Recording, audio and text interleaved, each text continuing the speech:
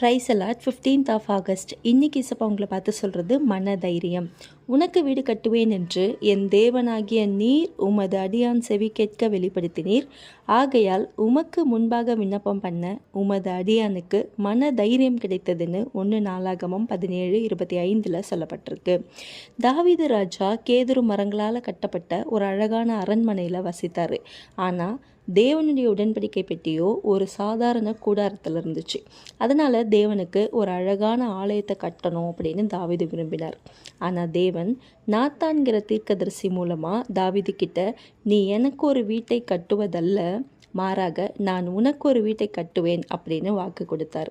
இந்த இடத்துல வீடு அப்படிங்கிறது சாதாரண செங்கல் மணலால் கட்டப்படுற கட்டிடத்தை குறிக்கலை. தாவீதின் வம்சத்தையும் அவருடைய ராஜ்யத்தையும் என்றென்றைக்கும் நிலைநிறுத்துவேன் அப்படிங்கிறத தான் குறிக்குது. தேவனே இறங்கி வந்து இந்த நன்மையை தருவதாக வாக்கு கொடுத்ததால தாவீதுக்கு தேவனுடைய சமூகத்தில் தைரியமாக நின்று ஜெபிக்கிறதுக்கு உண்டான பலம் கிடைச்சிது. இந்த வசனத்திலிருந்து 2 காரியங்களை நம்ம புரிஞ்சுக்கணும். ஒன்று, நம்ம சொந்த தகுதியின் அடிப்படையில் நம்ம ஜெபிக்கிறது கிடையாது.